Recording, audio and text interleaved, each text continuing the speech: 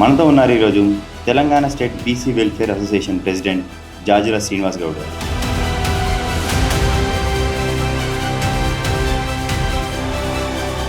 అంబేద్కర్ అనే వ్యక్తి ఒక వర్గానికి చెందిన వాళ్ళని చెప్పి వాళ్ళు ఒక ఫైట్ చేస్తూ ఉంటారు. మీరు అలాంటి బీసీలకే అని చెప్పేసి ఎవడాడు అన్నది అంబేద్కర్ ఒక వర్గానికి. అంబేద్కర్ గారు ఒక వర్గం అయితే గాంధీ ఒక వర్గం. అని ఇప్పుడు బీసీలు అంటే ఒకటేనా అన్న? ఒకటే, దాంట్లో డౌట్ ఏముంది? కానీ మళ్ళీ అందులో కూడా సబ్ క్యాస్ట్ ఉంటాయి. బీసీలలో బీసీ వాళ్ళే పక్క పక్కన కూర్చోద్దని కూడా ఒక విమర్శ ఉంటుంది. వృత్తులు వేరైనా మా రక్తం ఒకటే. బట్టలు ఉత్తావు కాబట్టి చాకలోళ్ళు, కాళ్ళు ఎక్కుతావు కాబట్టి గౌన్లోళ్ళు, గొర్రెలు కాస్తావు కాబట్టి గొల్లోళ్ళు, ఇట్లా సౌరాలు చేస్తారు కాబట్టి మంగళోళ్ళు.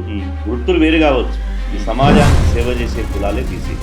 ఈ సమాజానికి ఉత్పత్తి సృష్టించే వాళ్ళే బీసీ. ఈ దేశానికి పట్టెడు అన్నం పెట్టిన వాళ్ళే బీసీ. మేము లేకపోతే ఈ దేశం లేదు, మేము లేకపోతే ఈ వ్యవస్థ లేదు.